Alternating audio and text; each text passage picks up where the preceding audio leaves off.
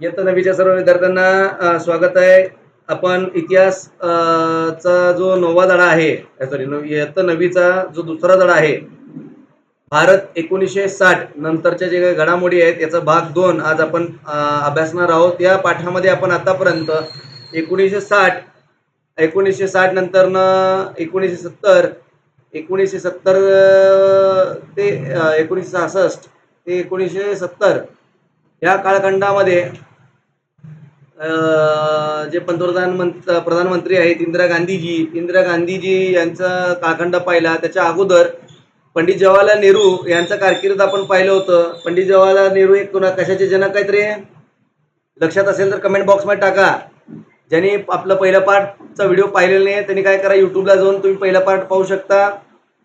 ज्यांनी पाहिलेलं आहे त्यांनी कमेंट बॉक्समध्ये उत्तर द्यायचं बेटा. कमेंट बॉक्समध्ये मला उत्तर आलं पाहिजे, अपेक्षित आहे बरं का. ऑनलाईन ऑफलाईन दोन्ही क्लासेसचे मुलांनाही तुमचं उत्तर मला दिसले पाहिजे कमेंट बॉक्समध्ये. ओके, चलो पुढं. जो पंडित जवाहरलाल नेहरू यांचं निधन झालं होतं, निधनानंतरनं 1961 साली भारताचे जे दुसरे पंतप्रधान आहेत,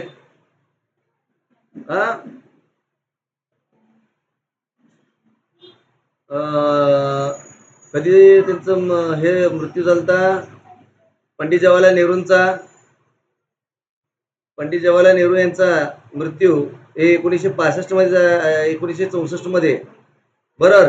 त्यानंतरनं त्यांच्या जागी प्रधानमंत्री म्हणून लाल बहादूर शास्त्रीजी आले होते. लाल बहादूर शास्त्रीजी नंतरनं इंदिरा गांधी आले होते. इंदिरा गांधींचे जे कार्य आहे ते पाहिलं आपण. पूर्व पाकिस्तान जो आहे, पूर्व पाकिस्तानची फाळणी करण्यामध्ये त्यांचं मोलाचा योगदान हा आपल्याला लाभला होता बेटा. तो योगदान आपण यामध्ये पाहिलेला आहे. 1967 मध्ये त्यांनी हा जो छेडला होता विषय, तर ते 1971 साली तडीस गेला आणि बांगलादेश या स्वतंत्र देशाची निर्मिती झाली इंदिरा गांधींमुळे.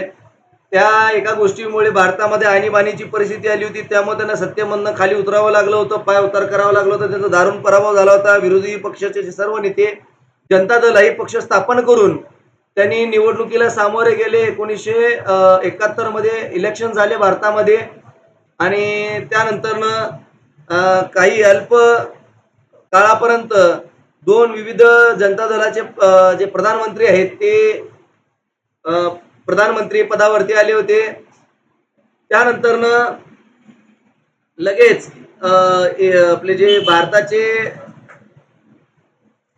जे नवीन पंतप्रधान आहेत ते स्वर्गीय राजीव गांधीजी हे पंतप्रधान म्हणून तिथं त्यांची नेमणूक झाली होती.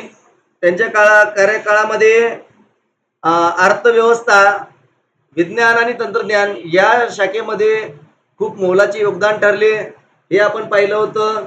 बरोबर आहे. यानंतरनं काय झालं होतं, परत सार्वत्रिक निवडणूक झाली. जनता दलाचे सर्व पक्षाचे विरोधी पक्षाचे नेते एकत्र आले. जनता दल पुन्हा सक्रिय झाला आणि जनता दलामधनं परत नवीन पंतप्रधान निवडून आले होते. बरोबर आहे आठवण? ओके. सो त्यानंतरनं त्यांचा मृत्यू एक श्रीलंकाचे जे संघटन आहे LTTE लेटेट ह्या संघटनेने त्यांचं काय केलं होतं, हेलिकॉप्टर मधनं अपघातग्रस्त असं त्यांचं निधन झालं, ज्यामध्ये त्यांना ठार मारण्यात आलं. या संघटनेने ते जबाबदारी स्वीकारली. त्यानंतर ना जो कालखंड आहे, ओके, तर ते आता आपण पाहणार आहोत तर का.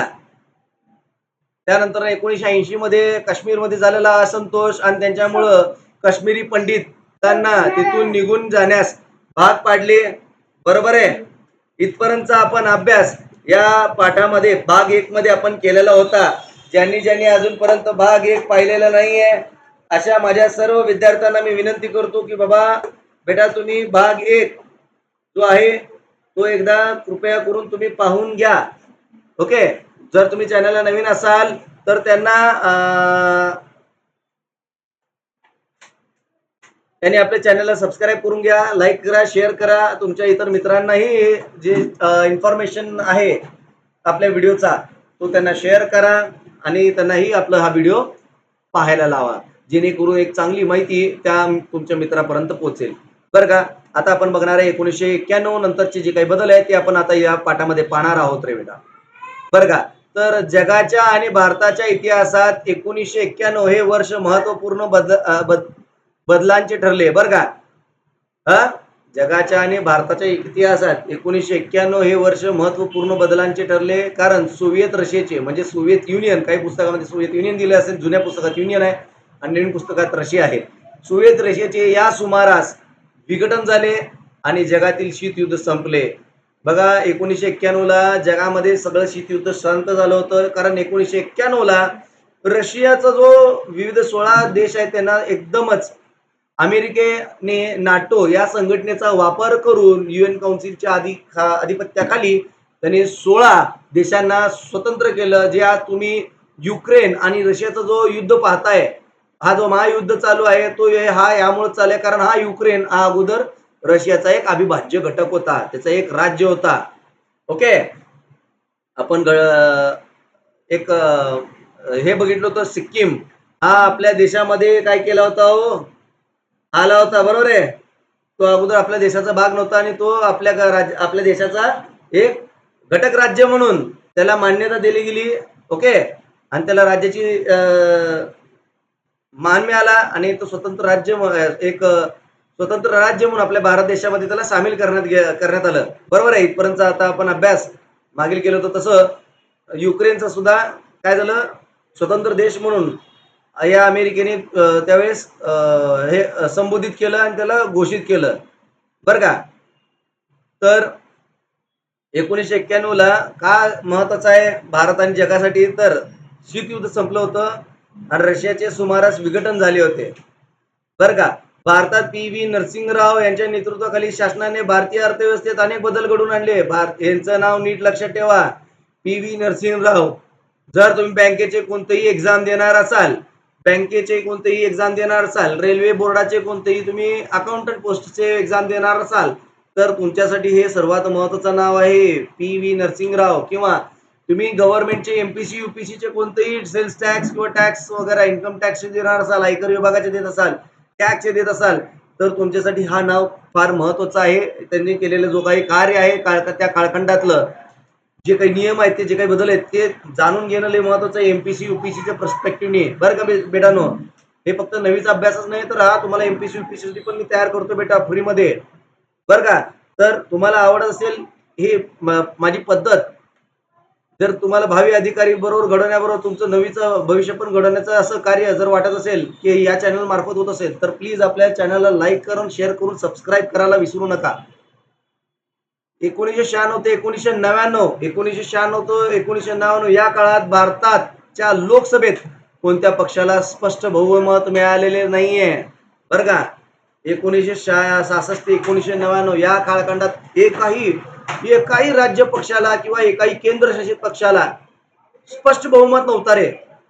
या काळात प्रधानमंत्री म्हणून अटल बिहारी वाजपेयी, HD देवगौडा आणि इंद्रकुमार गुजराल यांनी काम पाहिले होते. त्यामुळं याच कालखंडामध्ये पोखरान 2 म्हणजेच दुसरी अणु चाचणी झाली होती रे. हेही लक्षात घ्या.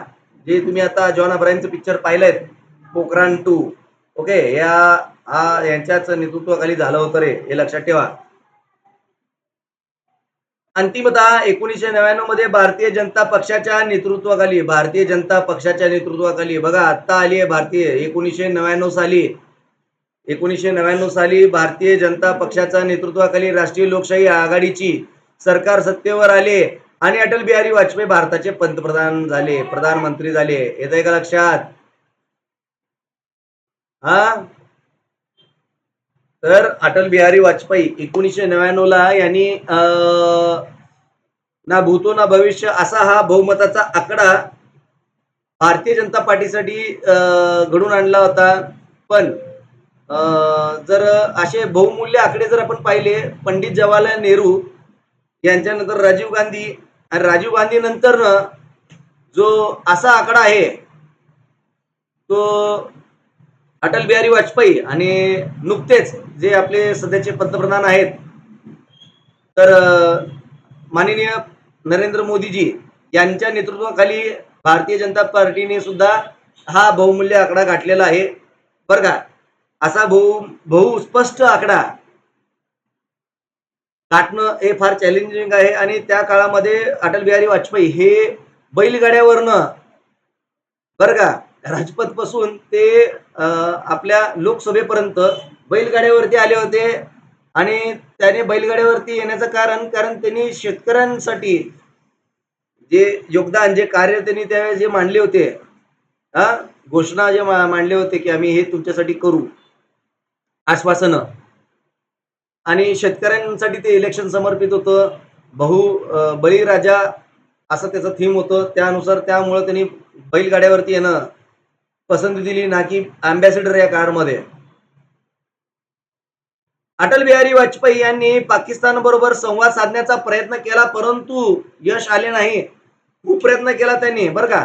तर 1998 मध्ये भारताने आणखी काही अणुचाचण्या करून स्वतःला अणुशास्त्रधारी राष्ट्र म्हणून घोषित केले. 1999 मध्ये कारगिल क्षेत्रात भारत आणि पाकिस्तान यांच्यात काश्मीर प्रश्नावर युद्ध झाले. या युद्धात भारताने पाकिस्तानचा पराभवच नाही तर दरारून पराभव आपल्या भारतीय सैनिकांनी केला होता रे. हे तुम्ही विसरायचं नाही.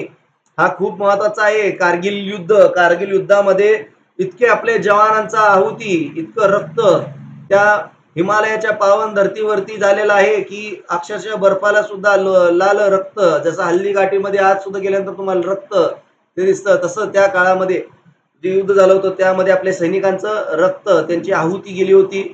आणि आपलं मनोबल खचवून न देता भारतासाठी त्यांनी आपल्या प्राणांची आहुती देऊन हा युद्ध विजयी करून पाकिस्तानचा दरारून पराभव आपल्या भारतीय सैनिकांनी केलेला आहे बरं का. हे विसरू नका. त्यामुळे 1999च्या क्षेत्रामध्ये भारत आणि पाकिस्तानमध्ये जे काश्मीरवरती काय युद्ध झाला कारगिलचा, तर काश्मीर प्रश्नावरनं युद्ध झालं होतं. हे लक्षात ठेवायला विसरू नका. काश्मीरच्या प्रश्नामुळं तिथं काय झालं होतं, युद्ध झालं होतं. ओके. जे पीओके आज तुमचा आहे तो पीओके स्वतंत्र करा. तिथे तुमची घुसखोरी करू नका. ते आमचं क्षेत्र आहे आणि भारतामध्ये तुमची लुडबुड चालणार नाही, असे ठाम मताचे ते व्यक्तिमत्व होते हो बरं का. भारतीय अर्थव्यवस्था, तर भारतीय अर्थव्यवस्थेमध्ये अर्थव्यवस्थेचे आधुनिकीकरण, आर्थिक स्वावलंबन आणि सामाजिक न्यायासह समाजवादी समाजरचना ही भारताच्या स्वातंत्र्यापासूनच भारतीय अर्थव्यवस्थेचे वैशिष्ट्य राहिलेले आहेत बरं का. हे काही महत्वाचे हायलाइट्स आहेत ज्यामध्ये भारतीय अर्थव्यवस्थेची खासियत तुम्हाला दाखवली आहे. काय अर्थव्यवस्थेचे आधुनिकीकरण करणे, आर्थिक स्वावलंबन, प्रत्येक घटकाला आर्थिकरित्या स्वावलंबन म्हणून, आणि सामाजिक न्याय, समाजवादी समाजरचना, सामाजिक न्यायसह समाजवादी समाजरचना, सगळ्यांना समसमान हक्क, समान न्याय आणि समसमान राहणीमान जगण्याचा जो अधिकार आहे तो देण्याचा हा कालखंड म्हणून ओळखला जातो बरं का भारतीय अर्थव्यवस्थेत. कारण जर तुमची आर्थिक परिस्थिती व्यवस्थित असेल तर तुम्हाला तुमची जे जीवनमान आहे, जीवनशैली, ते निश्चित बदलण्यात फार मोलाचं वाटा ठरत असतो. त्यामुळे आर्थिक व्यवस्था हे फार महत्वाचं आहे. त्यामुळे भारतीय अर्थव्यवस्था आपल्याला समजून घेणे तितकं महत्वाचं आहे. भारताला उद्योग उभारून आधुनिकीकरण करणे, भारतात उद्योग उभारून आधुनिकीकरण करणे आणि स्वावलंबन प्राप्त करायचे होते. नियोजनाद्वारे सामाजिक न्यायावर नियोजनाच्या द्वारे सामाजिक न्यायावर आधारलेल्या अर्थव्यवस्थेत अस्तित्वात आणण्याची होती बरं का. म्हणजेच जे काही उद्योगधंदे येईल, कोणत्याही लहान किंवा मोठ्या उद्योगधंद्यावरती कोणतीही अडीअडचणी त्यांना कागदोपत्री असो किंवा त्यांना कर्जाच्या स्वरूपातले असो किंवा त्यांना स्थानिक क्षेत्रामध्ये, ज्याही क्षेत्रात त्यांना जायचं त्या स्थानिक क्षेत्रामध्ये त्यांना कोणतेही जमीन अधिग्रहण करण्यासाठी, म्हणजेच काय की लँड ॲक्विजिशनसाठी कोणत्याही अडचणी येऊ नये आणि उद्योगधंदा वाढला पाहिजे आणि तिथल्या स्थानिक पहिलं प्राधान्य देऊन त्यांच्याच लोकांना पहिलं कामावरती घेणे, हे असे काही मुद्दे त्यांनी त्यामध्ये मांडले होते बरं का. म्हणूनच योजना आयोग निर्माण करण्यात आला आणि पंचवार्षिक योजना सुरू करण्यात आली. पंचवार्षिक योजना ही तुमची याच आर्थिक व्यवस्थेमध्ये सुरुवात झाली. त्यामुळे एमपीसीच्या दृष्टिकोनाने तुम्हाला असा प्रश्न येऊ शकतो, पंचवार्षिक योजना ही का सुरू करण्यात आली बरं का, आणि योजना आयोग का निर्माण करण्यात आले, असे 150 ते 250 शब्दामध्ये उत्तरे लिहा, असं एमपीसी यूपीसीला प्रश्न पण येऊ शकतो तुम्हाला. त्याचबरोबर त्याचबरोबर तुम्हाला हा तर 9वी साठी फार महत्वाचा प्रश्न आहेच आहे बरं का. पाठाच्या शेवटला तुम्ही जाऊन बघू शकता, भारतीय अर्थव्यवस्थेवरती तुम्हाला प्रश्न निश्चितच असणार आहे बरं का. चला पुढे जाऊया. समजत असेल तर बेटा कमेंट मध्ये यस म्हणून सांगा. स्पीड जास्त होत असेल तरीही सांगा सर यस म्हणून, यस वाय म्हणून टाका, म्हणजे स्पीड यस सर जास्त व्हायलाय. यस एन म्हटलं तर मी जरा स्पीड कम करेन बरं का. 1991 मध्ये नरसिंहराव शासनाने आर्थिक सुधारणा घडवून आणण्यास प्रारंभ केला. आला का नरसिंहराव? 1991 मध्ये ते आले, पंतप्रधान झाले होते, प्रधानमंत्री झाले होते. आणि त्यांनी लगेच आर्थिक सुधारणा करण्यासाठी सुरुवात केली. या आर्थिक सुधारणांना आर्थिक उदारीकरण असे म्हणतात. आर्थिक उदारीकरण म्हणजे काय, असा तुम्हाला 2 मार्काला प्रश्न येऊ शकतो. आर्थिक उदारीकरण म्हणजे काय, हा 2 मार्काचा प्रश्न, इथं उत्तर आहे. भारताची आर्थिक व्यवस्था या धोरणांमुळे भरभराटीस आली. भारताची अर्थव्यवस्था या धोरणांमुळे भरभराटीस आली बरं का. मोठमोठ्या प्रमाणात भारतीय तिजोरीमध्ये पैसा येऊ लागला बरं का. टॅक्स वगैरे, सेल टॅक्स, जकात, यातून सेस वगैरे. भारतातील परकीय गुंतवणूक वाढली. भारतामध्ये व्याजदर कमी केल्या असल्या कारणाने बाहेर जे फॉरेन इन्व्हेस्टमेंट आहे तो वाढला, परकीय गुंतवणूक वाढला. उद्योग, वैज्ञानिक क्षेत्रातील कुशल व्यावसायिक भारतीयांनी भारतीय अर्थव्यवस्था सुधारण्यास मदत केली. बघा, भारतीय लोकांनी भारतीय अर्थव्यवस्थेला सांभाळण्याचं काम केला बरं का. आजच्या काळामध्ये मला एक असं दिसतं बरं का, की बेटा जर तुम्ही न्यूजपेपर वगैरे वाचले तर आज तुम्हाला भारतामध्ये जे डेव्हलपमेंट आहे तो या काळात जो जसा डेव्हलपमेंट झाला तो सध्याला कमी असं दिसतो. त्यामध्ये फॉरेन इन्व्हेस्टमेंटच भरपूर आहे.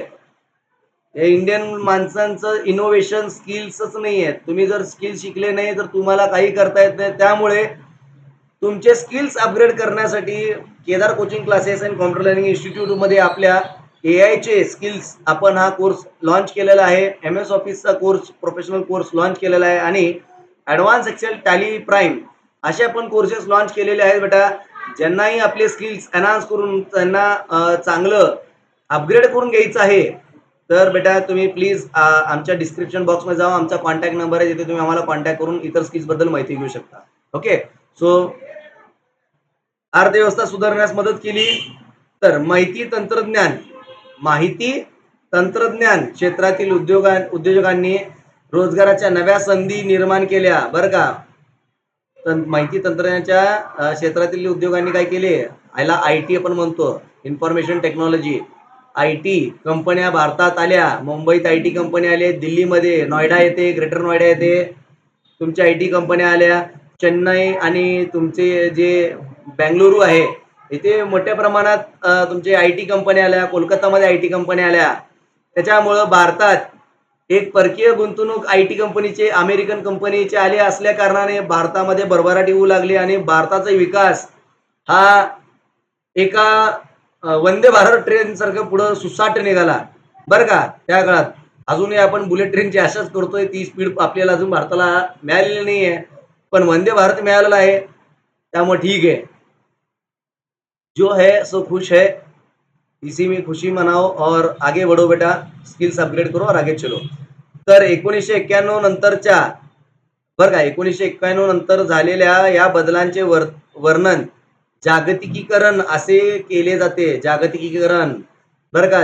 जागतिकीकरण म्हणून तुम्हाला MPC UPCच्या मेन्सला किंवा इंटरव्ह्यूला तुम्हाला हा प्रश्न येऊ शकतो. सो हा प्रश्न तुम्हाला महत्वाचा आहे आणि हा तुम्हाला पाठ करावाच लागेल. ओके, याशिवाय तुम्हाला पर्याय नाही. ओके बेटा, समजलं? चलो पुढे जाऊया.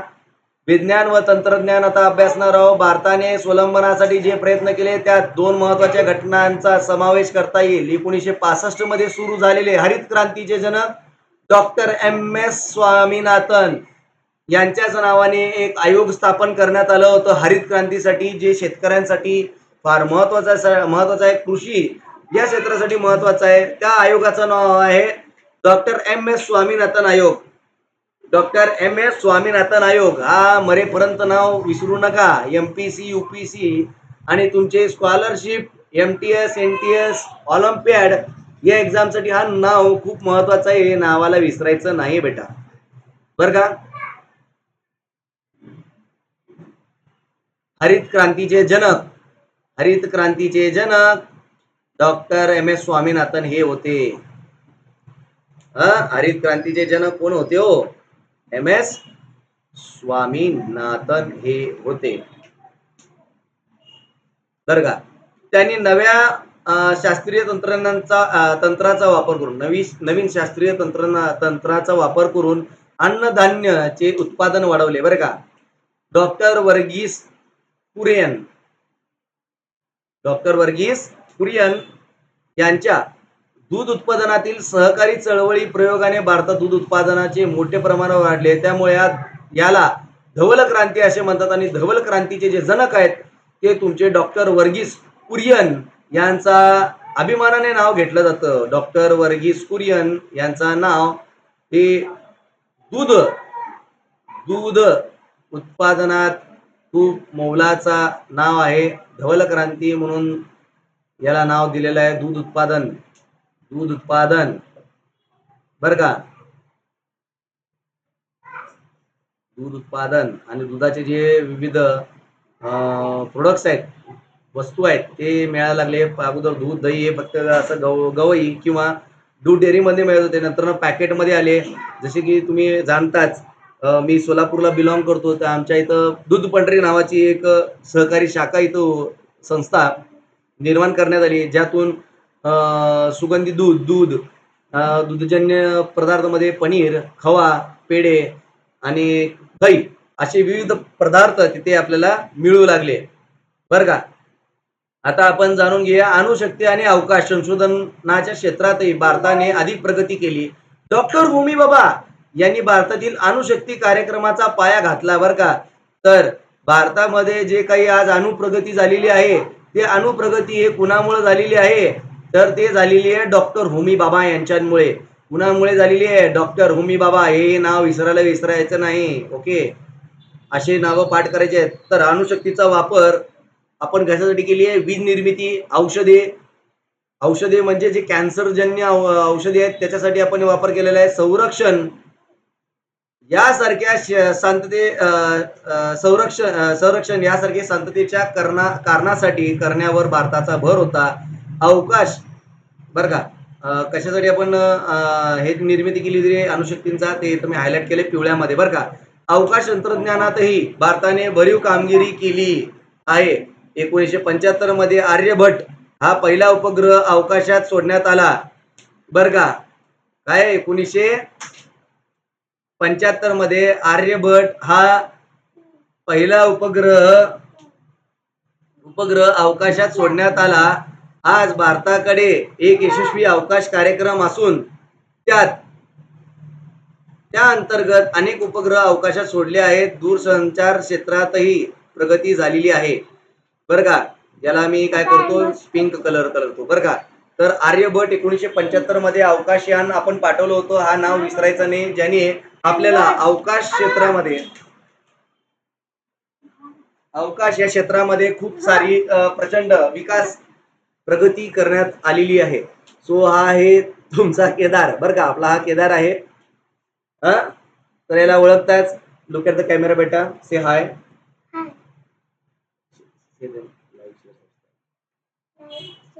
जोरासा लाईक सबस्क्राईब बाय. अभ्यास करा. अभ्यास करा. ओके. सो हा आपला केदार आहे. ठीक आहे. सो एवढा ये 2 मिनिट बस. लेक्चर घेतो मी. हा 2 भूक लागली. मिनिटात जाऊ 2 मिनिटात. त्याला भूक लागली आहे. सामाजिक क्षेत्रातील बदल. तर या दरम्यानच्या काळात भारताचे सामाजिक क्षेत्रातही अनेक महत्वपूर्ण बदल होत गेलेले आहेत बेटा. तर यातील काही बदल हे महिलांच्या सक्षमीकरणाच्या समस्येशी संबंधित आहे, तर काही वंचित घटकांच्या उन्नतीसाठी आहे. वंचित म्हणजे काय? असे दुर्बल घटक ज्यांच्यापर्यंत आजपर्यंत सरकारचे आजपर्यंत कोणत्याही पद्धतीने त्या व्यक्तींचा किंवा त्या समाजाचा विकासच झाला नाही. या लोकांवरती खास करून त्यांच्या उन्नतीसाठी लक्ष देण्यात आलं. स्वीकारण्यात आलेल्या घटकांच्या उन्नतीसाठी स्वीकारण्यात आलेल्या धोरणांशी संबंधित आहेत बरं का. काही बदल कशासाठी आहेत ते तुम्हाला यामध्ये दिलेलं आहे 1991च्या कालखंडातले. तर देशातील महिला आणि बालकांच्या बरं का, देशातील महिला व बालकांच्या सर्वांगीण विकासाला चालना देण्यासाठी 1985 मध्ये मनुष्यबळ विकास मंत्रालयाच्या अंतर्गत महिला मनुष्यबळ विकास, नाव लक्षात ठेवा, मनुष्यबळ विकास याच्या अंतर्गत त्या मेन डिपार्टमेंटच्या अंतर्गत एक डिपार्टमेंट सब डिपार्टमेंट निर्माण झालंय बरं का. महिला आणि बाल विकास विभाग, महिला व बाल विकास विभाग निर्माण करण्यात आला.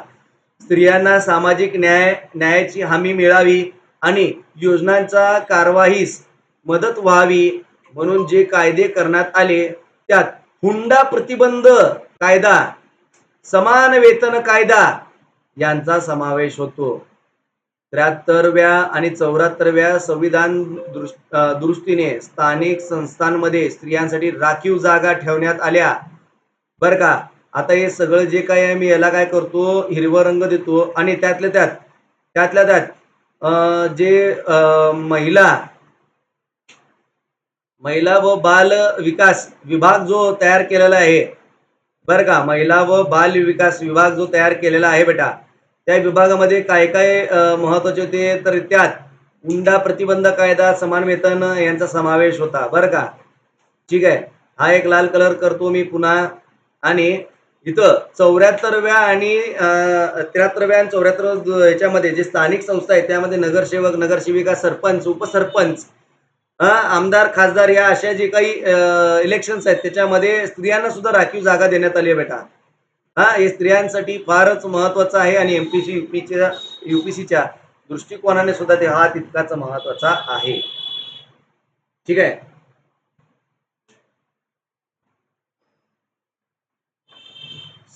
संविधानकारांना असे वाटले होते की जाती व्यवस्थेमुळे भारतीय समाजातील काही समाज घटकांना समान व सन्मान आणि समान संधीपासून वंचित राहावे लागेल.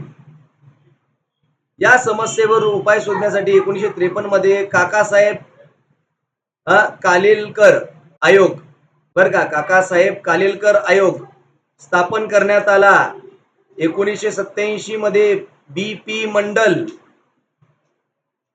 1978 मध्ये बीपी मंडल यांच्या अध्यक्षतेखाली बरं का, जे काकासाहेब कालेलकर आयोग जो आहे त्या आयोगामध्ये एक व्यक्ती होते बीपी मंडल नावाचे त्यांच्या अध्यक्षतेखाली इतर मागासवर्गीयांचे समस्या विचार करण्यासाठी आणखीन एक आयोग नेमण्यात आले बरं का. तर विविध सेवा आणि संस्थांमध्ये मागास समाज घटकांचा आयोग प्रतिनिधित्व उपलब्ध करून देण्यासाठी आरक्षणाचे धोरण स्वीकारण्यात आले बरं का. तर या आरक्षणामध्ये काय काय, अनुसूचित जाती आणि अनुसूचित जमातींचा समाज घटकांना उच्चवर्णीयांची भीती बरं का, जे अनुसूचित जाती आणि अनुसूचित जमाती आहेत या समाज घटकांमध्ये जे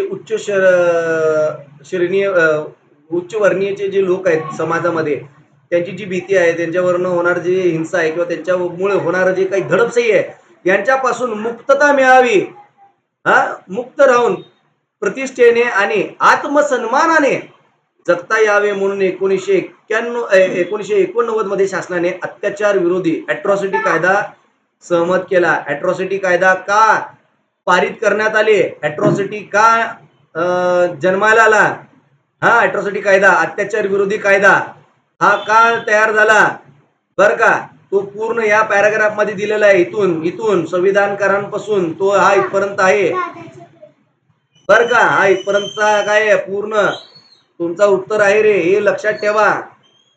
तुम्हाला नववीलाच नव्हे तर तुमच्या एमपीसी युपीसीच्या दृष्टिकोनाने हा तितकाच महत्वाचा विषय आहे रे. चलो बेटा, आशा करतो तुम्हाला हा कळाला असेल बेटा. पुढे जाऊया. जागतिकीकरण, जागतिकीकरण, अर्थकारण, राजकारण, बरं का. आता जागतिकीकरण म्हणजे काय आता बघूया. आता आपण इथं वरती आपण अभ्यासलो होतो जागतिकीकरण म्हणजे काय थोडक्यामध्ये, बरोबर आहे. तर आता आपण थोडस डिस्क्राईब म्हणजे थोडस आपण इन डिटेल मध्ये बघूया. जागतिकीकरण, जागतिकीकरणाने जागतिकीकरणाने जागतिकीकरणामुळे अर्थकारण, राजकारण, विज्ञान तंत्रज्ञान, समाज, संस्कृती अशा सर्व क्षेत्रांमध्ये अनेक बदल घडून आले, बरं का. तर यातील काही बदलांची चर्चा वरील परिच्छेदांमध्ये केली आहे. वरील परिच्छेदांमध्ये म्हणजे अॅट्रॉसिटी, बरं का. महिलांसाठी 73 आणि 74 जी संविधान दुरुस्ती आहे त्यामध्ये स्त्रियांना स्थानिक संस्थांमध्ये जागा राखीव करणे, शासनाचे जे काही पद आहेत, बरं का, त्या स्थानिक पदांमध्ये सुद्धा स्त्रियांची जागा राखीव करणे, जे स्थानिक पातळीवरती जे MIDC आहेत किंवा जे उद्योगधंदे आहेत त्या उद्योगधंद्यांमध्ये सुद्धा महिलांना समान हक्क आणि समान दर्जा मिळावं, बरं का, यासाठी त्यांना दिलेलं हक्क. तर हे सगळे या विशिष्ट परिच्छेदांमध्ये वरती दिलेलं आहे. तर जागतिक पातळीवर अनेक क्षेत्रांमध्ये एक महत्वाचा देश म्हणून भारत उदयास आला, बरं का. जागतिक पातळीवरती भारतचा एक नावलौकिक नाव होऊ लागला. त्यामुळे G20 आणि ब्रिक्स हा भारताचा एक आपण भाग आहोत. तर ब्रिक्सचा B ब्राझील, R म्हणजे रशिया, I म्हणजे इंडिया, C म्हणजे चायना आणि S म्हणजे साऊथ आफ्रिका, असे 5 प्रमुख देशांपासून आपला ब्रिक्स बनलेला आहे, बरं का. आज ब्रिक्स मध्ये जी संख्या जर तुम्ही पाहिली ही 20-24च्या वरती आज तुम्हाला पाहायला मिळते, बरं का. यासारखे आंतरराष्ट्रीय संघटनांना भारतात एक महत्वाचा सदस्य देश आहे, बरं का. त्यामध्ये एक महत्वाचा देश म्हणजे भारत. नुकताच प्रधानमंत्री मोदी जी ब्रिक्सच्या संमेलनासाठी गेले होते, ते स्थळ कुठे होतं ते कमेंट बॉक्स मध्ये मला टाकून सांगा. हा तुम्हाला इयत्ता 9वीच्या सर्व लोकांना अभ्यास आहे.